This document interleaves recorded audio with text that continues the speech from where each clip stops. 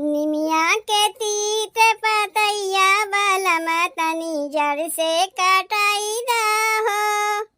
निमिया के तीत पतैया बलम तनी जड़ से कटाई दा हो। जड़ से कटाई दा सैया जड़ से कटाई दा। जड़ से कटाई दा सैया जड़ से कटाई दा।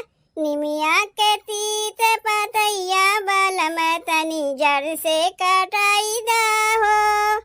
निमिया के तीत पतैया बलम तनी जड़ से कटाई दा हो। सोने के थाली में जेवना परोसें। सोने के थाली में जेवना परोसें। जेवना परोसें मैं जेवना परोसें। जेवना में पड़ गए पतैया बलम तनी जड़ से कटाई दा हो। जेवना में पड़ गए पतैया बलम तनी जड़ से कटाई दा हो। निमिया के तीत पतैया बलम तनी जड़ से कटाई दा हो। निमिया के तीत पतैया बलम तनी जड़ से कटाई दा हो। सोने के लोटा में जल भरी लायो। सोने के लोटा में जल भरी लायो। जल भरी लायो मैं जल भरी लायो।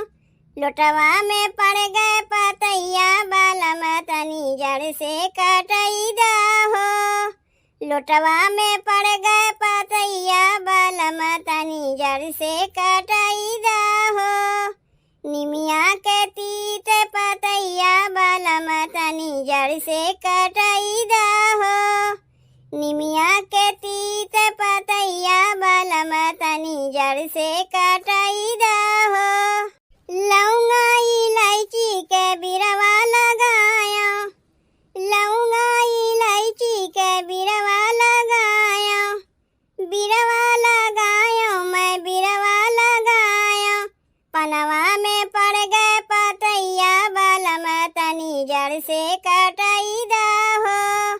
पनवा में पड़ गए पतैया बलम तनी जड़ से कटाई दा हो। निमिया के तीत पतैया बलम तनी जड़ से कटाई दा हो। निमिया के तीत पतैया बलम तनी जड़ से कटाई दा हो। फूलवा में चुनी चुनी से जल लगाया। फूलवा में चुनी चुनी से जल लगाया। से जल लगाया मैं से जल लगाया। सेजिया पे पड़ गए पतैया बलम तनी जड़ से कटाई दा हो। सेजिया पे पड़ गए पतैया बलम तनी जड़ से कटाई दा हो।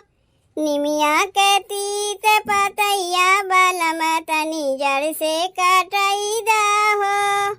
निमिया के तीत पतैया बलम तनी जड़ से कटाई